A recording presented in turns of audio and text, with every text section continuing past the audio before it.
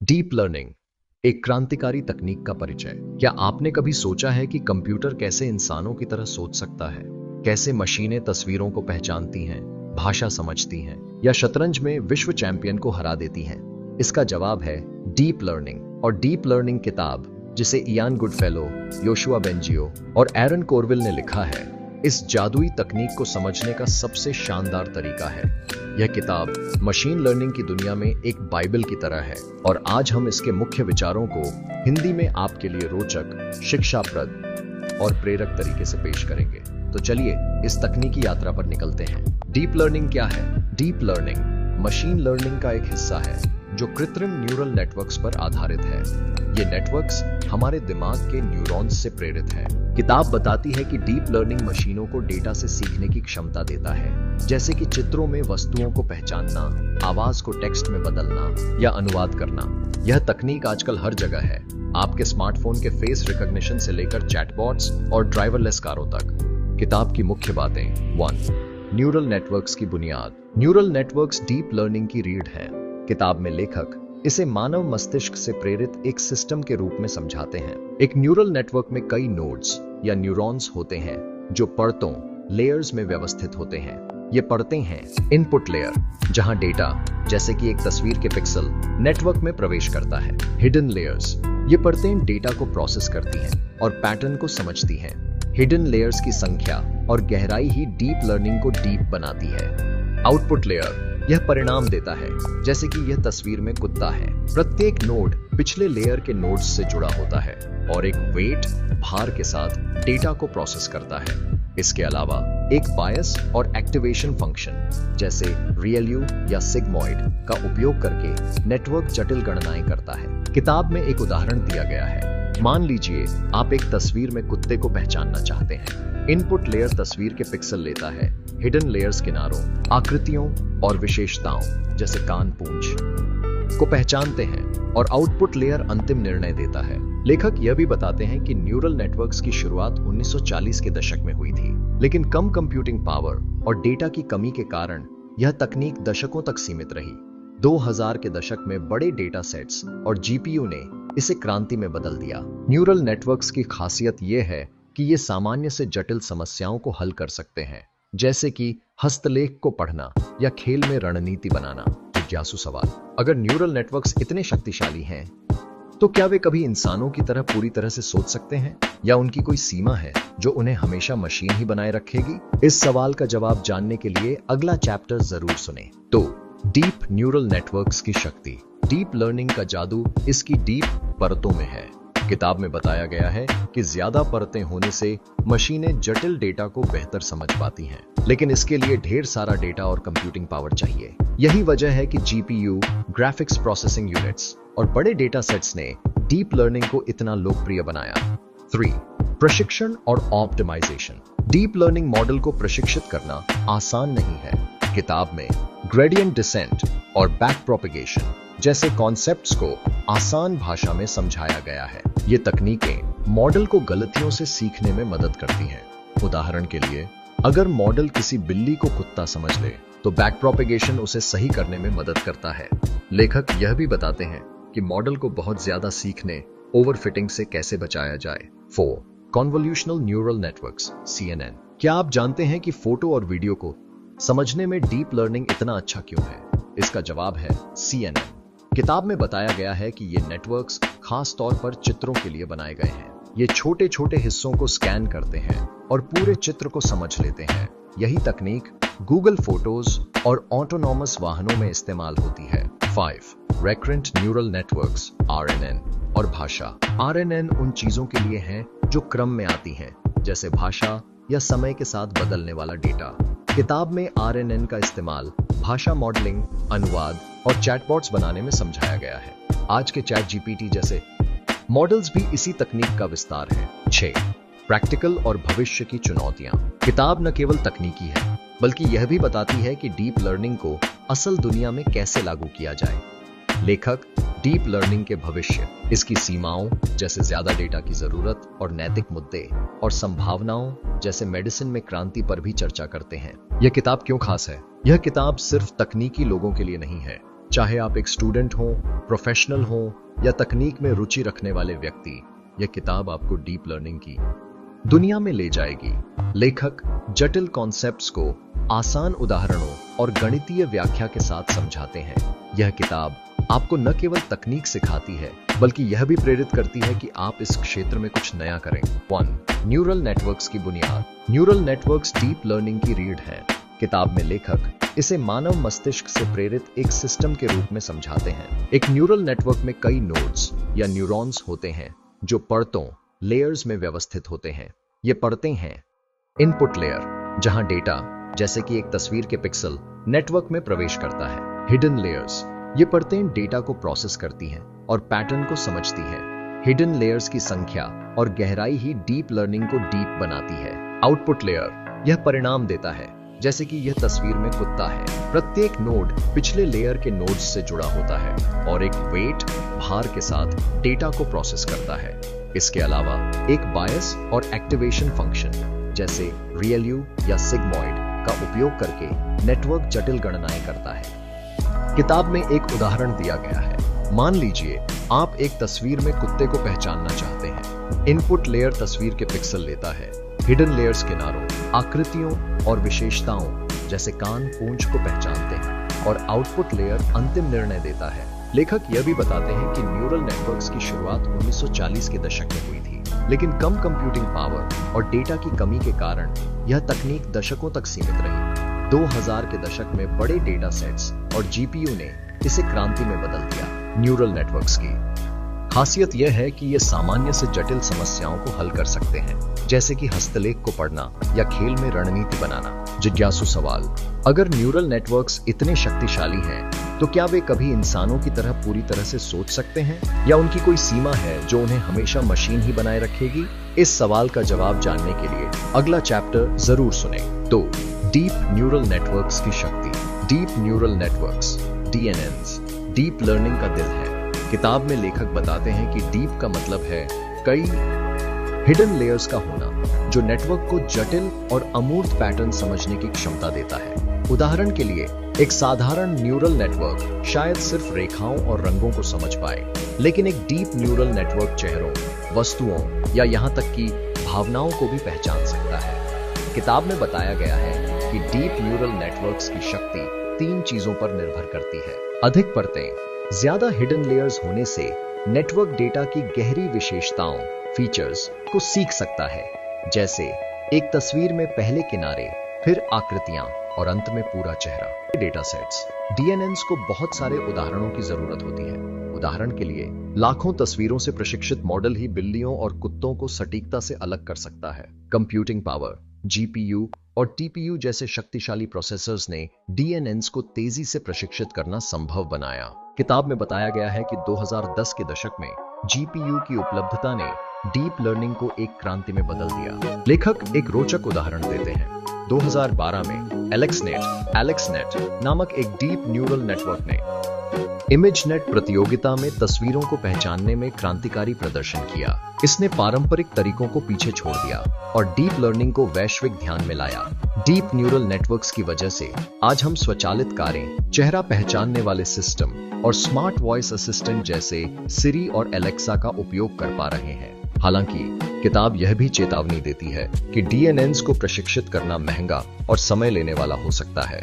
इसके लिए विशाल data sets और ऊर्जा की आवश्यकता होती है, जो पर्यावरण पर भी असर डालता है। फिर भी इनकी शक्ति ने मेडिसिन जैसे कैंसर का पता लगाना, गेमिंग जैसे AlphaGo और अनुवाद जैसे क्षेत्रों में क्रांति ला दी है। जिज्ञासु सवाल, अगर डीप न्यूरल नेटवर्क्स इतने जटिल पैटर्न सीख सकते हैं, तो क्या वे कभी गलत डेटा से गलत चीजें सीख सकते हैं? और इसका हमारे जीवन पर क्या असर हो सकता है?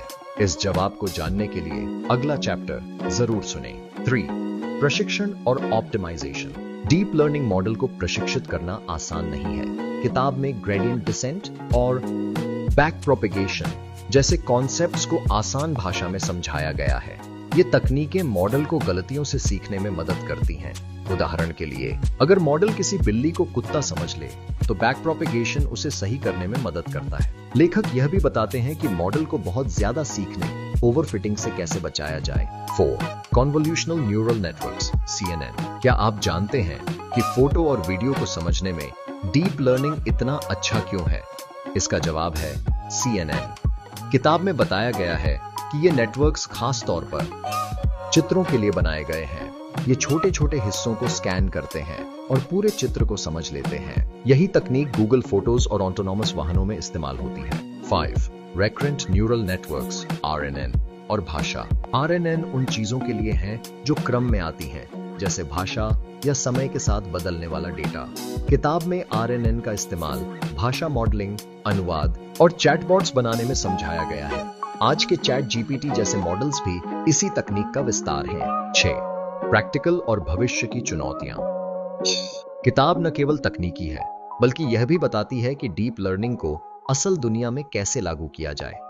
लेखक डीप लर्निंग के भविष्य, इसकी सीमाओं जैसे ज्यादा डेटा की जरूरत और नैतिक मुद्दे, और संभावनाओं जैसे मेडिसिन में क्रांति पर भी चर्चा करते हैं। 4.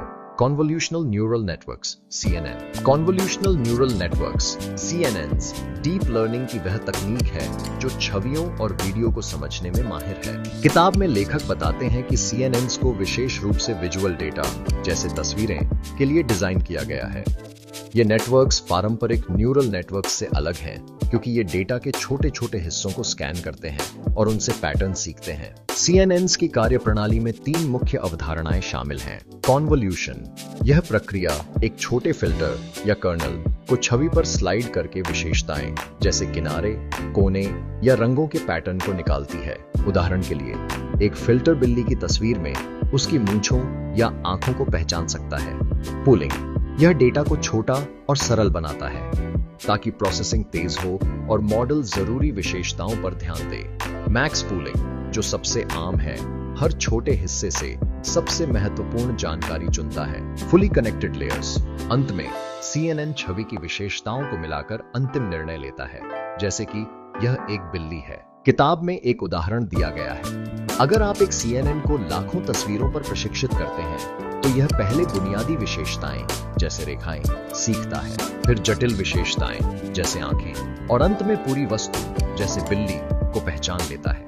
यही कारण है कि CNNs चेहरा पहचानने, मेडिकल इमेजिंग जैसे एक्सरे में ट्यूमर का पता लगाना और स्वचालित वाहनों में बाधाओं को पहचानने में इतने प्रभावी हैं। लेखक यह भी बताते हैं कि CNNs की सफलता का श्रेय 2012 में आए AlexNet को जाता है, जिसने ImageNet प्रतियोगिता में क्रांतिकारी प्रदर्शन किया। CNNs की वजह से आज गूगल फोटोज तस्वीरों को ऑटोमेटिकली टैग कर सकता है और ड्राइवरलेस कारें सड़क पर पैदल यात्रियों को पहचान सकती हैं। हालांकि CNNs को बहुत सारे डेटा और कंप्यूटिंग संसाधनों की जरूरत होती है और इन्हें प्रशिक्षित करना चुनौतीपूर्ण हो सकता है। जिज्ञासु सवाल, अगर CNNs इतनी सटीकता से छवियों को समझ सकते हैं तो क्या वे कभी ऐसी गलतियां कर सकते हैं जो इंसानों के लिए खतरनाक हों, जैसे स्वचालित कार में गलत वस्तु को पहचानना? इस सवाल का जवाब जानने के लिए अगला चैप्टर जरूर सुने। 5. रेकरेंट न्यूरल नेटवर्क्स RNN और भाषा। RNN उन चीजों के लिए है जो क्रम में आती हैं, जैसे भाषा या समय के साथ बदलने वाला data.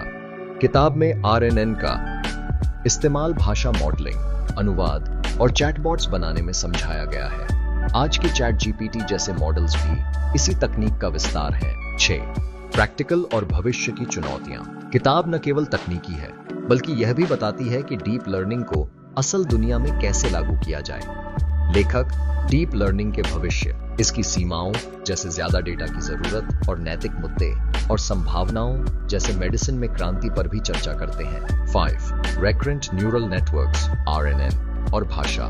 Recurrent neural networks RNNs deep learning का एक विशेष प्रकार है जो उन डेटा के लिए डिजाइन किए गए हैं जो क्रमबद्ध सीक्वेंशियल होते हैं, जैसे कि भाषा, समय श्रृंखला, टाइम सीरीज या आवाज। किताब में लेखक बताते हैं कि RNNs की खासियत यह है कि ये पहले के इनपुट को याद रख सकते हैं, जिससे वे संदर्भ, कॉन्टेक्स्ट को समझने में सक्षम होते हैं। यह उन्हें भाषा से संबंधित कार्यों जैसे अनुवाद, चैटबॉट्स और टेक्स्ट जनरेशन के लिए आदर्श बनाता है। RNNs का मूल ढांचा इस तरह काम करता है। लूपिंग मैकेनिज्म, प्रत्येक नोड न केवल वर्तमान इनपुट को प्रोसेस करता है, बल्कि पिछले टाइम स्टेप की जानकारी को भी अपने हिडन स्टेट में स्टोर करता है। उदाहरण के लिए, अगर आप मैं बाजार जा रहा हूं वाक्य को प्रोसेस कर रहे हैं, तो RNN मैं और बाजार को याद रखता है ताकि जा रहा हूं को सही संदर्भ में समझ सके। वेट शेयरिंग, RNNs में एक he waits her time step पर इस्तेमाल होते हैं, जिससे मॉडल को कम मेमोरी की जरूरत पड़ती है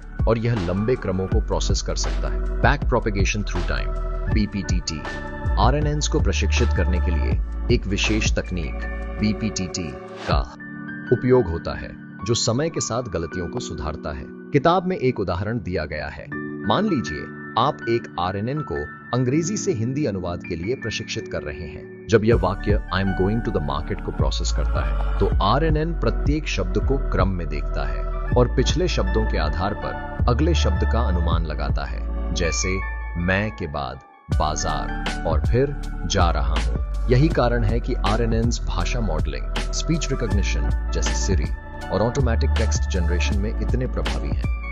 हालांकि किताब यह भी बताती है कि RNNs की सीमाएं हैं। लंबे क्रमों, लॉन्ग सीक्वेंसेस को प्रोसेस करते समय ये वानिशिंग ग्रेडियंट समस्या का सामना कर सकते हैं, जहां पुरानी जानकारी धीरे धीरे भूल जाती है। इसे हल करने के लिए LSTM, long short term memory, और GRU, गेटेड रिकरेंट यूनिट जैसे उन्नत RNN विकसित किए गए, जो लंबे संदर्भ को बेहतर तरीके से याद रख सकते हैं।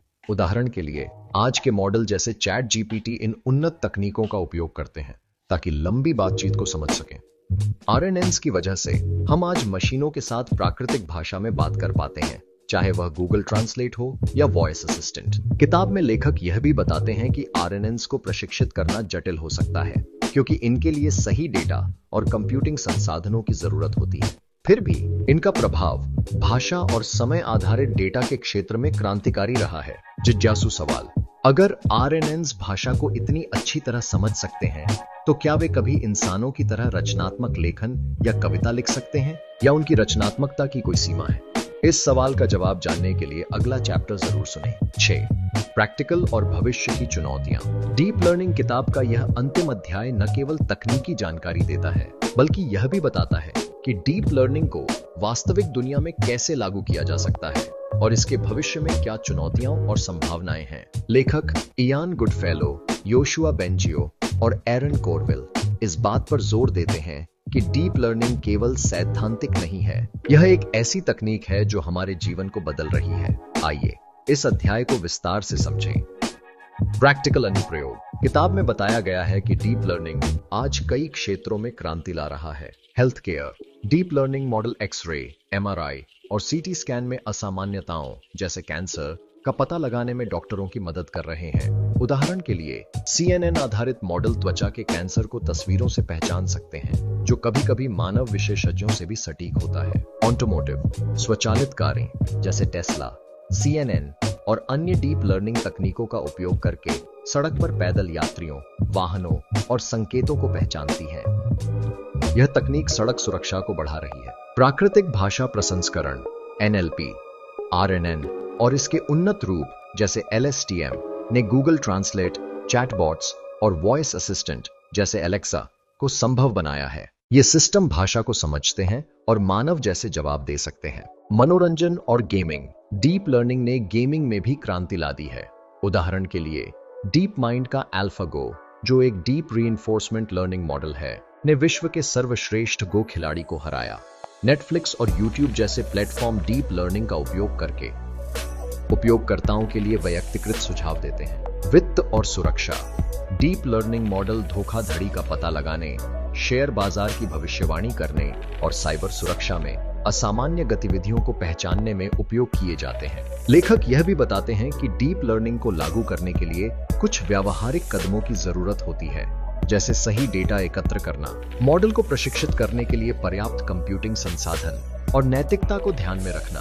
किताब में यह सुझाव दिया गया है कि डीप लर्निंग प्रोजेक्ट्स को शुरू करने से पहले डेटा की गुणवत्ता और मॉडल की विश्वसनीयता की जांच करना महत्वपूर्ण है। भविष्य की संभावनाएं। किताब डीप लर्निंग के भविष्य को लेकर उत्साहजनक दृष्टिकोण पेश करती है। लेखक बताते हैं कि डीप लर्निंग भविष्य में इन क्षेत्रों में और प्रगति कर सकता है।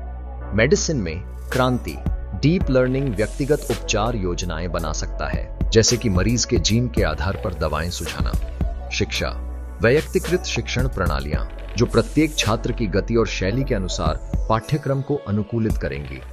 पर्यावरण, डीप लर्निंग जलवायु परिवर्तन के मॉडलिंग, ऊर्जा उपयोग को अनुकूलित करने और प्राकृतिक आपदाओं की भविष्यवाणी में मदद कर सकता है। रोबोटिक्स, अधिक बुद्धिमान रोबोट्स जो जटिल कार्यों जैसे सर्जरी या अंतरिक्ष अन्वेषण को स्वायत्त रूप से कर सकें।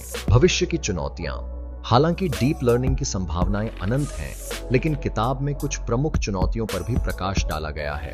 डेटा की आवश्यकता, डीप लर्निंग मॉडल को प्रशिक्षित करने के लिए विशाल मात्रा में डेटा चाहिए। कई क्षेत्रों जैसे दुर्लभ बीमारियों के लिए पर्याप्त डेटा उपलब्ध नहीं होता। कंप्यूटिंग संसाधन और पर्यावरणीय प्रभाव, डीप लर्निंग मॉडल को प्रशिक्षित करने में भारी मात्रा में ऊर्जा की आवश्यकता होती है, जो पर्यावरण पर नकारात्मक प्रभाव डालता है। किताब में सुझाव दिया गया है कि ऊर्जा कुशल एल्गोरिदम और हार्डवेयर विकसित करना भविष्य की जरूरत है। नैतिक और सामाजिक मुद्दे, डीप लर्निंग मॉडल पक्षपात, बायस को बढ़ावा दे सकते हैं अगर डेटा में पहले से ही पक्षपात मौजूद हो। उदाहरण के लिए, चेहरा पहचानने वाले सिस्टम कुछ नस्लों के साथ कम सटीक हो सकते हैं। इसके अलावा नौकरियों का स्वचालन और गोपनीयता के मुद्दे भी चिंता का विषय हैं। इंटरप्रेटेबिलिटी, डीप लर्निंग मॉडल अक्सर ब्लैक बॉक्स की तरह काम करते हैं, यानी यह समझना मुश्किल होता है कि वे कोई निर्णय कैसे लेते हैं। यह विशेष रूप से मेडिसिन और कानून जैसे क्षेत्रों में समस्याएं पैदा कर सकता है।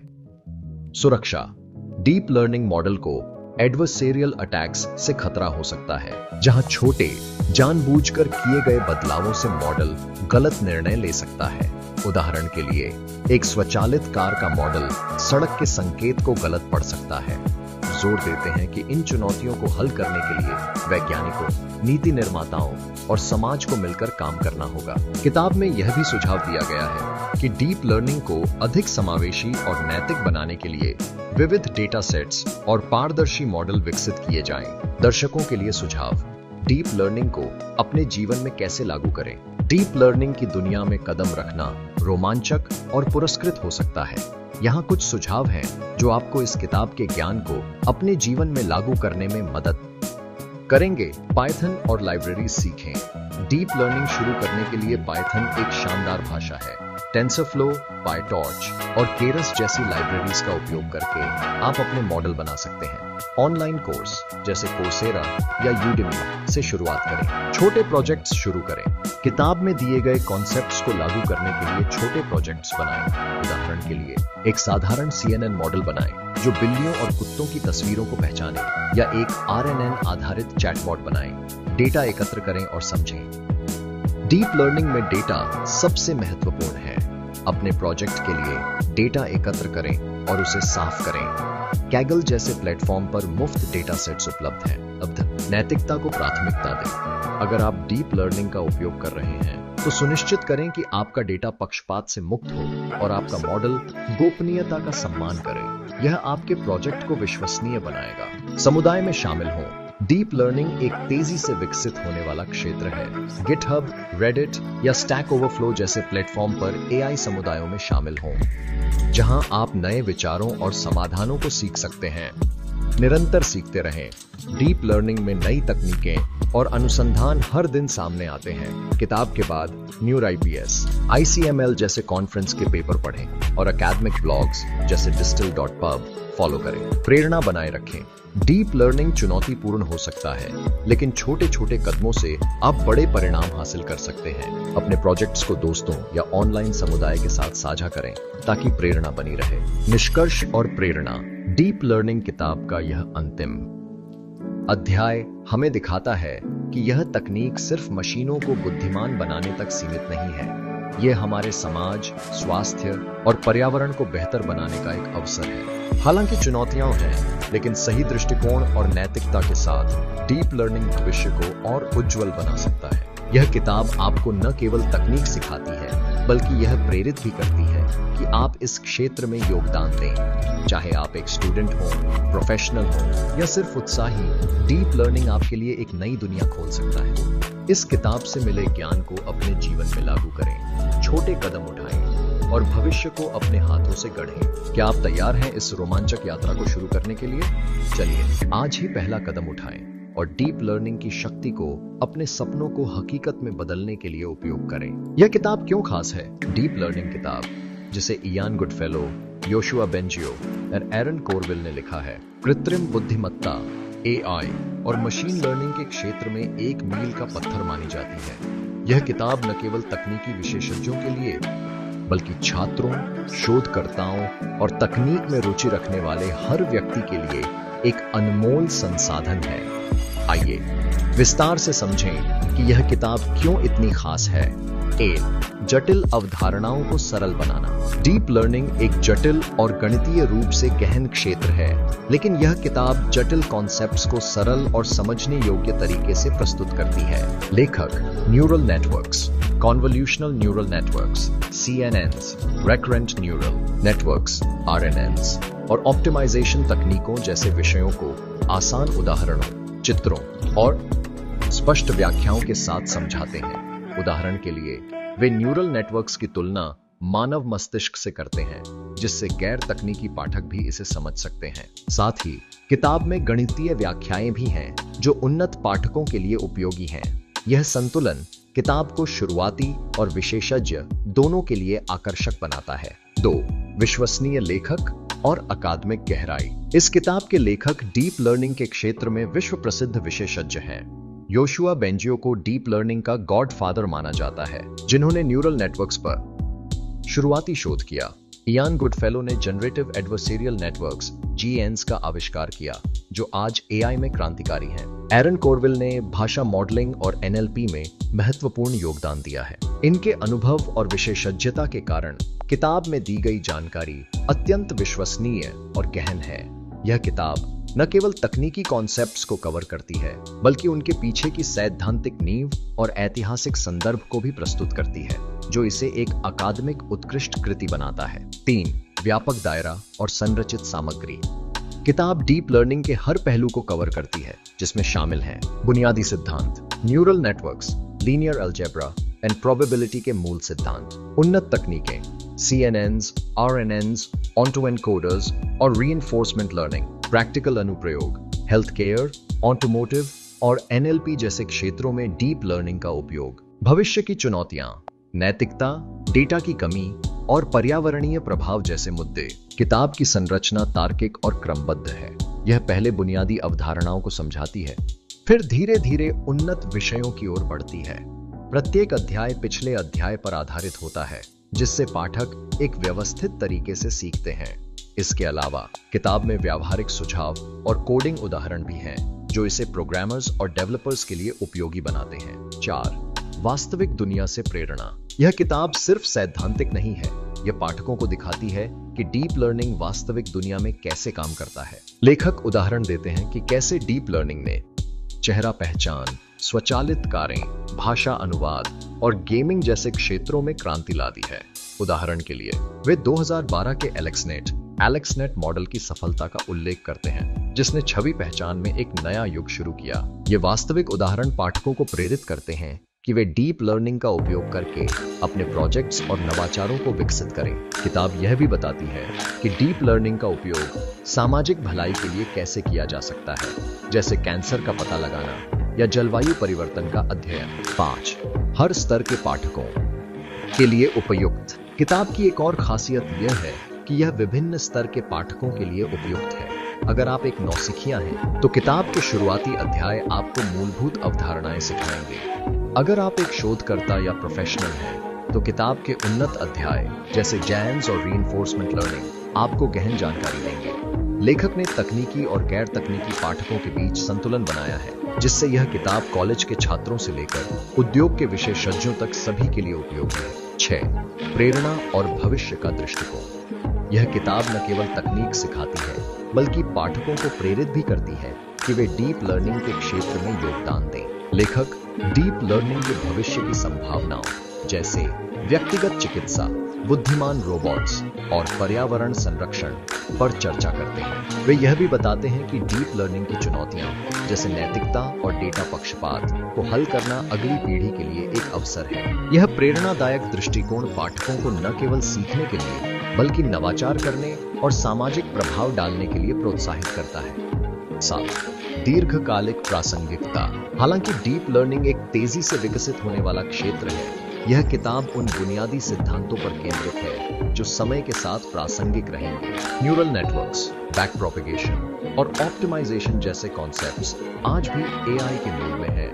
इसलिए यह किताब न केवल 2016 में, जब इसे प्रकाशित किया गया था, प्रासंगिक थी, बल्कि आज भी और भविष्य में भी उपयोगी रहेगी। यह एक ऐसी नींव प्रदान करती है जिस पर पाठक नए अनुसंधान और तकनीकों को समझ सकते हैं। 8. वैश्विक प्रभाव और मान्यता। डीप लर्निंग किताब को वैश्विक स्तर पर मान्यता मिली है। इसे विश्वविद्यालयों में पाठ्यक्रम का हिस्सा बनाया गया है और एआई शोधकर्ताओं द्वारा इसे एक मानक संदर्भ के रूप में उपयोग किया जाता है। यह किताब उन लोगों के लिए एक प्रवेश द्वार है जो डीप लर्निंग के क्षेत्र में करियर बनाना चाहते हैं। इसके अलावा किताब में शामिल नैतिक और सामाजिक चर्चाएं इसे एक जिम्मेदार और विचारशील संसाधन बनाती हैं जो तकनीक के प्रभाव को समझने में मदद करती है। निष्कर्ष, डीप लर्निंग किताब इसलिए खास है क्योंकि यह ज्ञान, प्रेरणा और व्यावहारिक मार्गदर्शन का एक अनूठा मिश्रण है। यह न केवल आपको डीप लर्निंग की तकनीकी बारीकियां सिखाती है, बल्कि आपको यह भी दिखाती है कि इस तकनीक का उपयोग दुनिया को बेहतर बनाने के लिए कैसे किया जा सकता है। चाहे आप एक नौसिखिया हो या विशेषज्ञ, यह किताब आपको एआई की रोमांचक दुनिया में ले जाती है और आपको भविष्य के लिए तैयार करती है। यह एक ऐसी किताब है जो न केवल पढ़ने के लिए है, बल्कि उसे जीने और लागू करने के लिए है। अगर आप डीप लर्निंग की दुनिया में कदम रखना चाहते हैं, तो यह किताब आपका सबसे भरोसेमंद साथी होगी। दर्शकों के लिए प्रेरणा डीप लर्निंग किताब, जिसे इयान गुडफेलो, योशुआ बेंजियो और एरन कोरविल ने लिखा है, न केवल तकनीकी ज्ञान प्रदान करती है, बल्कि यह दर्शकों को डीप लर्निंग और कृत्रिम बुद्धिमत्ता एआई की दुनिया में अपने सपनों को साकार करने के लिए प्रेरित भी करती है। यह किताब दिखाती है कि डीप लर्निंग सिर्फ कोड और गणित तक सीमित नहीं है। यह एक ऐसी शक्ति है जो समाज, विज्ञान और व्यक्तिगत जीवन को बदल सकती है। चाहे आप एक छात्र हो, प्रोफेशनल हो या तकनीक में रुचि रखने वाले उत्साही व्यक्ति, यहाँ कुछ प्रेरणादायक और व्यावहारिक सुझाव हैं जो आपको इस किताब के ज्ञान को अपने जीवन में लागू करने और आगे बढ़ने में मदद करेंगे। 1. छोटे कदमों से शुरुआत करें। डीप लर्निंग शुरू में जटिल लग सकता है, लेकिन किताब हमें सिखाती है कि हर बड़ा लक्ष्य छोटे कदमों से शुरू होता है। प्रेरणा का पहला कदम है सीखने की शुरुआत करना। अगर आप प्रोग्रामिंग से अपरिचित हैं, तो पायथन सीखने से शुरू करें, क्योंकि यह डीप लर्निंग का आधार है। ऑनलाइन संसाधन जैसे कोडकैडमी, कोर्सेरा या फ्री कोड कैंप आपको मुफ्त में पायथन सिखा सकते हैं। किताब में न्यूरल नेटवर्क्स और बैक प्रोपेगेशन जैसे कॉन्सेप्ट्स को समझने के बाद आप टेंसरफ्लो या पाइटॉर्च जैसी लाइब्रेरीज के साथ छोटे प्रोजेक्ट्स बना सकते हैं। उदाहरण के लिए, एक साधारण मॉडल बनाएं जो हस्तलिखित अंकों को पहचाने। MNIST डेटा सेट का उपयोग करके ये छोटी सफलताएं आपको आत्मविश्वास देंगी और आपको बड़े प्रोजेक्ट्स की ओर ले जाएंगी। तो अपने जुनून को प्रोजेक्ट्स में बदलें। किताब में बताया गया है कि डीप लर्निंग का उपयोग हेल्थ केयर, ऑटोमोटिव और भाषा प्रसंस्करण जैसे क्षेत्रों में किया जा रहा है। आप अपने जुनून को डीप लर्निंग के साथ जोड़कर अद्भुत चीजें बना सकते हैं। उदाहरण के लिए, अगर आपको फोटोग्राफी पसंद है, तो एक CNN आधारित मॉडल बनाएं जो तस्वीरों में वस्तुओं को टैग करे। अगर आप लेखन में रुचि रखते हैं, तो एक RNN आधारित टेक्स्ट जनरेटर बनाएं जो कहानियां या कविताएं लिखे। अगर आप सामाजिक बदलाव चाहते हैं, तो डीप लर्निंग का उपयोग करके पर्यावरण डेटा जैसे वायु गुणवत्ता का विश्लेषण करें। गैगल जैसे प्लेटफॉर्म पर मुफ्त डेटा सेट्स और प्रतियोगिताएं उपलब्ध हैं, जहां आप अपने प्रोजेक्ट्स को आजमा सकते हैं। किताब की यह सीख कि प्रैक्टिकल अनुप्रयोग ही डीप लर्निंग को जीवंत बनाते हैं, आपको प्रेरित करती है कि आप अपने शौक को नवाचार में बदलें। 3. समुदाय का हिस्सा बने। डीप लर्निंग एक सामूहिक प्रयास है और किताब में लेखक इस बात पर जोर देते हैं कि सहयोग और साझा ज्ञान इस क्षेत्र को आगे बढ़ाते हैं। आप भी इस वैश्विक समुदाय का हिस्सा बन सकते हैं। गिटहब पर डीप लर्निंग प्रोजेक्ट्स में योगदान दें। रेडिट के R मशीन लर्निंग या स्टैक ओवरफ्लो जैसे मंचों पर सवाल पूछें और जवाब दें, या स्थानीय AI मीटअप्स में शामिल हों। ये समुदाय आपको नई तकनीकों, उपकरणों और विचारों से जोड़ेंगे। किताब में AlexNet जैसे मॉडल्स की सफलता का उदाहरण दिखाता है कि कैसे समुदाय के सहयोग से क्रांतिकारी परिणाम प्राप्त किए गए। आप भी अपने प्रोजेक्ट्स को ऑनलाइन साझा करके दूसरों को प्रेरित कर सकते हैं और उनसे सीख सकते हैं। 4. नैतिकता और जिम्मेदारी को अपनाएं। किताब में डीप लर्निंग की नैतिक चुनौतियों जैसे डेटा पक्षपात और गोपनीयता पर चर्चा की गई है। यह आपको प्रेरित करता है कि आप एक जिम्मेदार AI प्रैक्टिशनर बने। जब आप डीप लर्निंग मॉडल बनाएं, तो सुनिश्चित करें कि आपका डेटा विविध और निष्पक्ष हो। उदाहरण के लिए, अगर आप एक चेहरा पहचानने वाला मॉडल बना रहे हैं, तो विभिन्न नस्लों और आयु वर्गों का डेटा शामिल करें। किताब यह भी सिखाती है कि डीप लर्निंग का उपयोग सामाजिक भलाई के लिए किया जा सकता है, जैसे कैंसर का पता लगाना या शिक्षा को बेहतर बनाना। यह आपको प्रेरित करता है कि आप अपने ओकुपार प्रोजेक्ट्स के माध्यम से समाज में सकारात्मक बदलाव लाएं। 5. निरंतर सीखने की आदत डालें। डीप लर्निंग एक तेजी से विकसित होने वाला क्षेत्र है और किताब में लेखक भविष्य की संभावनाओं पर जोर देते हैं।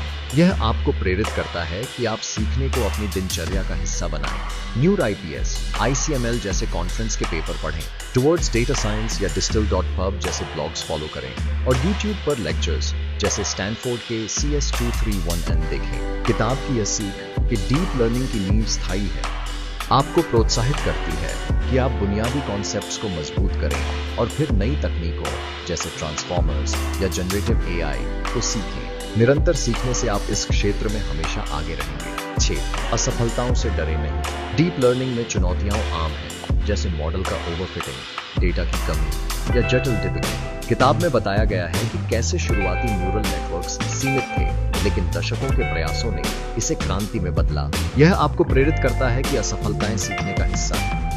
अगर आपका मॉडल सही परिणाम नहीं देता, तो हार न मानें। किताब में बैक प्रोपेगेशन जैसे कॉन्सेप्ट्स दिखाते हैं कि गलतियों से सीखना ही प्रगति की कुंजी है। हर असफलता आपको बेहतर बनाएगी और आपको अपने लक्ष्यों के करीब ले जाएगी। 7. भविष्य को आकार देने का सपना देखें। किताब का अंतिम अध्याय डीप लर्निंग की भविष्य की संभावनाओं जैसे व्यक्तिगत चिकित्सा, बुद्धिमान रोबोट्स और पर्यावरण संरक्षण में चर्चा करता है। यह आपको प्रेरित करता है कि आप डीप लर्निंग के माध्यम से भविष्य को आकार देने में योगदान दें। चाहे आप एक स्टार्टअप शुरू करें, एक शोध पत्र प्रकाशित करें या एक सामाजिक प्रोजेक्ट बनाएं, आपका काम दुनिया को बदल सकता है। किताब में AlphaGo और Google Translate जैसे उदाहरण दिखाते हैं कि कैसे डीप लर्निंग ने असंभव को संभव बनाया। यह आपको बड़े सपने देखने और उन्हें हकीकत में बदलने के लिए प्रोत्साहित करता है। 8. करियर और व्यक्तिगत विकास। डीप लर्निंग के क्षेत्र में करियर की अपार संभावनाएं हैं। किताब आपको प्रेरित करती है कि आप इस क्षेत्र में एक data scientist, machine learning engineer या AI शोधकर्ता के रूप में करियर बनाएं। साथ ही डीप लर्निंग आपको समस्या समाधान, तार्किक सोच और रचनात्मकता जैसे कौशल सिखाता है, जो आपके व्यक्तिगत और पेशेवर जीवन में मदद करेंगे। उदाहरण के लिए, डीप लर्निंग प्रोजेक्ट्स पर काम करके आप डेटा विश्लेषण और प्रोग्रामिंग में निपुण हो सकते हैं, जो लगभग हर उद्योग में मूल्यवान है। निष्कर्ष, डीप लर्निंग किताब आपको न केवल तकनीक सिखाती है, बल्कि यह आपको अपने भीतर की संभावनाओं को खोजने और उन्हें दुनिया के साथ साझा करने के लिए प्रेरित करती है।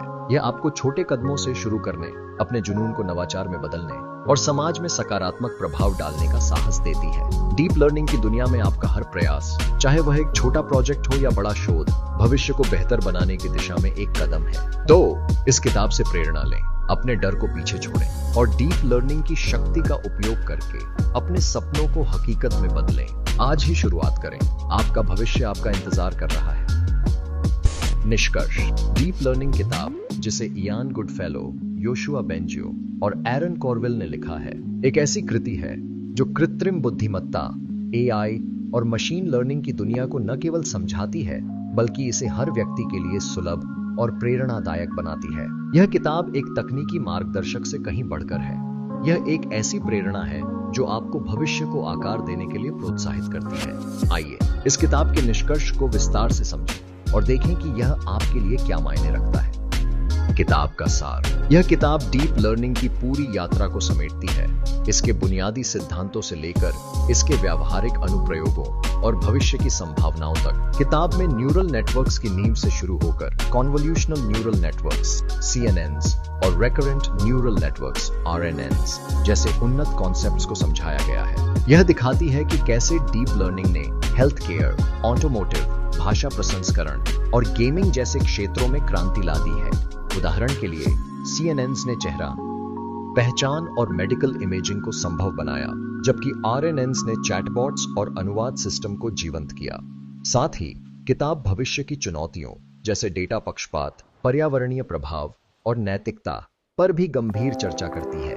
यह हमें सिखाती है कि डीप लर्निंग केवल तकनीक नहीं, बल्कि एक जिम्मेदारी है जिसे हमें समझदारी से उपयोग करना चाहिए। किताब का प्रभाव। यह किताब इसलिए खास है क्योंकि यह हर स्तर के पाठकों को जोड़ती है, चाहे आप एक नौसिखिया हो जो AI की दुनिया में पहला कदम रख रहा हो, या एक शोधकर्ता जो उन्नत तकनीकों को गहराई से समझना चाहता हो। लेखकों ने जटिल गणितीय अवधारणाओं को सरल उदाहरणों और वास्तविक दुनिया के अनुप्रयोगों के साथ प्रस्तुत किया है।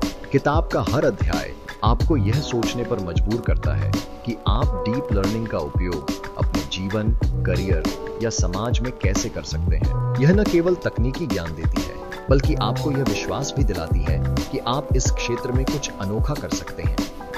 किताब में AlphaGo, AlexNet और Google Translate जैसे उदाहरण दिखाते हैं कि कैसे डीप लर्निंग ने असंभव को संभव बनाया, और यह आपको प्रेरित करता है कि आप भी अगली बड़ी खोज का हिस्सा बन सकते हैं। आपके लिए प्रेरणा। यह किताब आपको एक नई सोच देती है, यह कि डीप लर्निंग सिर्फ मशीनों को बुद्धिमान बनाने तक सीमित नहीं है, बल्कि यह दुनिया को बेहतर बनाने का एक उपकरण है। चाहे आप एक छात्र हो जो अपने करियर की शुरुआत कर रहा हो, एक प्रोफेशनल जो नई स्किल्स सीखना चाहता हो, या एक उत्साही जो तकनीक के जादू को समझना चाहता हो, यह किताब आपको दिखाती है कि डीप लर्निंग आपके लिए क्या कर सकता है। यह आपको छोटे प्रोजेक्ट्स शुरू करने, जैसे एक छवि पहचान मॉडल या टेक्स्ट जनरेटर बनाने के लिए प्रोत्साहित करती है। यह आपको नैतिकता और जिम्मेदारी के साथ तकनीक का उपयोग करने की प्रेरणा देती है, ताकि आपका काम समाज में सकारात्मक बदलाव लाए। किताब का यह संदेश कि हर बड़ा परिवर्तन छोटे कदमों से शुरू होता है, आपको यह विश्वास दिलाता है कि आप भी इस क्रांति का हिस्सा बन सकते हैं। भविष्य की दिशा। किताब का अंतिम अध्याय हमें भविष्य की ओर देखने के लिए प्रेरित करता है। डीप लर्निंग व्यक्तिगत चिकित्सा, बुद्धिमान रोबोट्स और पर्यावरण संरक्षण जैसे क्षेत्रों में क्रांति ला सकता है, लेकिन इसके साथ चुनौतियां भी हैं, जैसे डेटा की कमी, ऊर्जा खपत और नैतिक मुद्दे। यह किताब आपको न केवल इन चुनौतियों को समझने के लिए तैयार करती है, बल्कि इन्हें हल करने में योगदान देने के लिए भी प्रेरित करती है। यह आपको एक सवाल छोड़ती है, आप डीप लर्निंग की इस शक्ति का उपयोग दुनिया को बेहतर बनाने के लिए कैसे करेंगे? यह सवाल आपके लिए एक नई शुरुआत हो सकता है, एक ऐसी शुरुआत जो आपको नवाचार, शोध या सामाजिक बदलाव की ओर ले जाए। आपके लिए अगला कदम। इस किताब को पढ़ने के बाद यह समय है कि आप कार्रवाई करें। पाइथन सीखें, टेंसरफ्लो या पाइटॉर्च के साथ प्रयोग करें और कैगल पर छोटे प्रोजेक्ट्स शुरू करें। AI समुदायों में शामिल हों, अपने प्रोजेक्ट्स को गिटहब पर साझा करें और निरंतर सीखते रहें। यह किताब आपका मार्गदर्शक है, लेकिन असली जादू तब होगा जब आप इसके कॉन्सेप्ट्स को अपने जीवन में लागू करेंगे। डीप लर्निंग की दुनिया आपके लिए खुली है, इसे अपनाएं, प्रयोग करें और अपने सपनों को हकीकत में बदलें। यह किताब आपको यह विश्वास दिलाती है कि आप भविष्य को अपने हाथों से गढ़ सकते हैं, और अब समय है उस विश्वास को कार्य में बदलने का। हमारे साथ बने रहें। अगर आपको इस किताब का सार और डीप लर्निंग की रोमांचक दुनिया पसंद आई, तो हमारे चैनल को लाइक करें और सब्सक्राइब करें। हम AI, मशीन लर्निंग और तकनीक से जुड़े और भी रोचक और शिक्षाप्रद कंटेंट लाते रहेंगे। अपनी प्रतिक्रिया कमेंट्स में साझा करें और हमें बताएं कि आप डीप लर्निंग के कौन से पहलू के बारे में और जानना चाहते हैं।